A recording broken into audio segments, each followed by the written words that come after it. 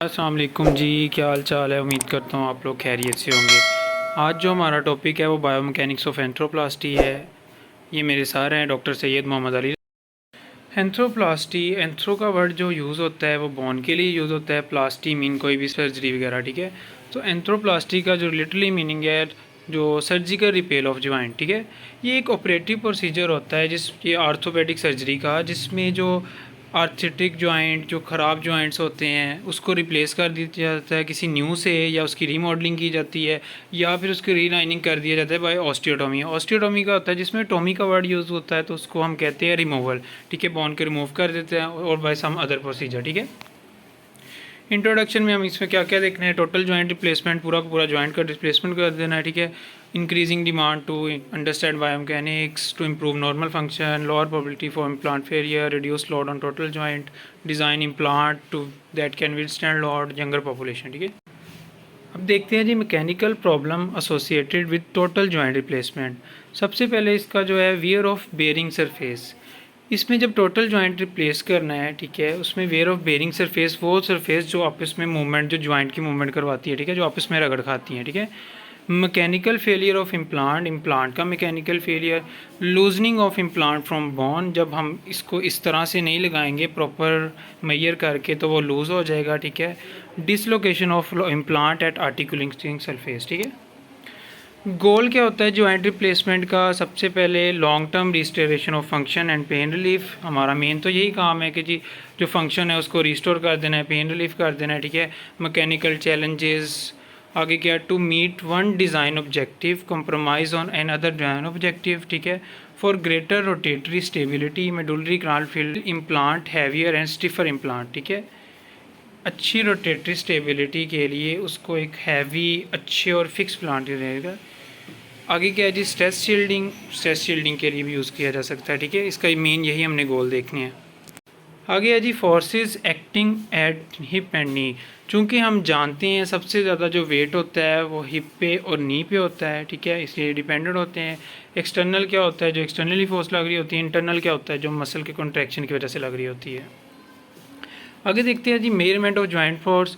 सबसे पहले implant transducer, ये एक मशीन होती है। आगे इन्वर्स डायनेमिक्स, ये होता है, इसमें हम चीज़ें देखते हैं, बायोमैकेनिकल कुछ चीज़ें देखते हैं, उसकी टाइमिंग, मसल कैसे काम कर रहे हैं, कितनी फोर्स जनरेट हो रही है, पावर ऑफ कंट्रैक्शन क्या है जी, ये कॉन्सेंट्रिक है, इसेंट्रिक है, इन सबको हमने मेजरमेंट में लाना होता है। मिसाल के तौर पे अगर हम एल्बो की फ्लेक्शन करा रहे हैं तो बाइसेप जो है वो कॉन्सेंट्रिक हो रहा है, ठीक है, बाइसेप छोटा हो रहा है, जबकि ये जो ट्राइसेप है वो आगे स्ट्रेच हो रहा है। इस तरह ऑपोजिट है तो इसेंट्रिक के लिए, ठीक है, एनालिटिकल मेथड होता है। Solving muscle and contact force and hip and knee remain indeterminate problem, ठीक है। सोल्यूशन फॉर इनडिटर्मिनेट प्रॉब्लम, इसका सोल्यूशन क्या है, कोई भी पिछले हमने देखा तो इनडिटर्मिनेट था, अब इसमें देखते हैं हम इसका सोल्यूशन क्या है। First reduction method, reduction method क्या है, group muscle into functional unit, ठीक है। सेकेंड ऑप्टिमाइजेशन मेथड है force distributed among muscle in a manner, इस मैनर में करना है। सबसे पहले तो रिडक्शन मेथड में हमने देखना है उसकी फ़ोर्स को रिड्यूस करना है, इस तरह से हमने इम्प्लांट लगाना है तो जॉइंट को रिप्लेस करना है कि उनकी फ़ोर्स डिस्ट्रीब्यूट रहे और उतने कम से कम हो जाए, ठीक है, जो फोर्सेस लग रही हैं। जो ऑप्टिमाइजेशन मेथड है इसमें इस तरह से फोर्स को डिस्ट्रीब्यूट करना है कि जिसमें मिनिमम स्ट्रेंथ हो, मैक्सिमम मसल इंड्योरेंस हो और मिनिमम जॉइंट रिडक्शन हो, ठीक है। फोर्सेस एट हिप जॉइंट पे क्या फोर्सेस है, हमने देखा कि हिप पे जो फोर्सेस होती है वो 1.8 से लेके 4.3 टोटल बॉडी वेट से ज़्यादा होती है, ठीक है। ये जब हम वॉकिंग करते हैं, जैसे जैसे वॉकिंग से जॉगिंग से रनिंग में जाते हैं, ये फोर्सेस इंक्रीज़ हो जाती हैं। टू पीक्स होती है, वन ड्यूरिंग अर्ली स्टांस, जो अर्ली स्टांस फेज़ होता है, और सेकेंड लेट स्टांस फेज़, ठीक है। हम देखते हैं जी रिकॉन्स्ट्रक्टेड जॉइंट ज्योमेट्री, इसको हम कैसे अल्टरनेट कर सकते हैं जॉइंट एनाटॉमी को, कॉन्टैक्ट एरिया को अल्टर करके, कॉन्टैक्ट फोर्स को, मसल्स की स्ट्रेंथ को, और मसल जो मूवमेंट जनरेट करवाता है उसकी कैपेसिटी को, ठीक है। उसके बाद देखते हैं जी जो मैकेनिकल एबिलिटी ऑफ अबडक्टर की, वो अफेक्ट करती है head, neck angle, neck length and joint centred position, ये सब वेरी कर जाती है जब टोटल हिप रिप्लेसमेंट करनी हो, ठीक है। जो डिक्रीज़ हो जाता है हेड नेक एंगल, उसको वेरस हिप कहते हैं, और जो इंक्रीज़ हो जाता है हेड नेक एंगल उसको वेलगस हिप कहते हैं। ठीक है, जो डिक्रीज हेड नेक एंगल होता है वो मैकेनिकल एडवांटेज को इंक्रीज़ कर देता है। ठीक है, joint contact forces should be minimize with small angle. आगे क्या है जी, जितना जो है हेड नेक एंगल डिक्रीज़ होगा उतनी ही स्टेबिलिटी इंक्रीज़ होगी।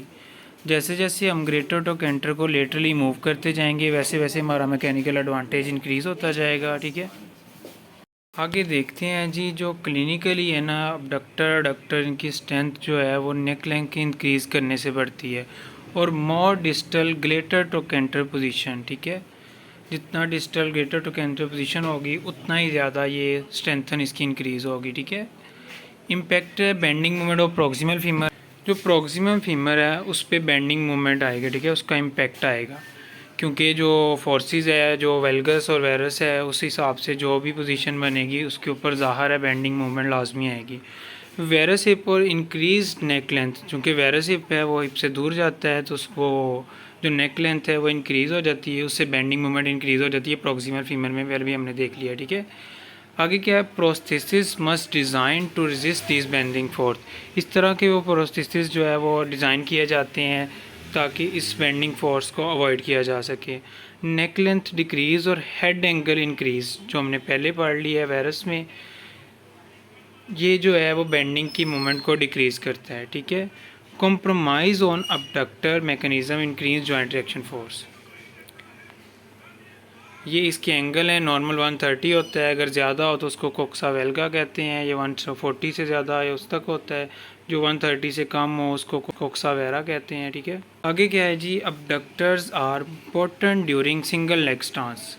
इसकी कॉन्ट्रैक्शन से जो ग्रेटर ट्रैकेंटर है वो उसकी तरफ पुल हो जाता है। ठीक है, और दूसरी तरफ जो पेल्विस का जो दूसरा एरिया है जो कॉन्ट्रालेटरल पार्ट है उसको ड्रॉप होने से बचाता है। ठीक है, जो हिप के जो सेंट्रल लोकेशन है उसमें कोई भी इफ़ेक्ट जो ज़्यादा से ज़्यादा आता है वो मसल की सारी मूवमेंट की वजह से आता है और हिप की फोर्स की वजह से आता है। ठीक है, जॉइंट फोर्स जो है वो मिनिमाइज होती है जब जॉइंट सेंटर जो है वो मीडियल इंफीरियर इंटीरियरली मूव करे।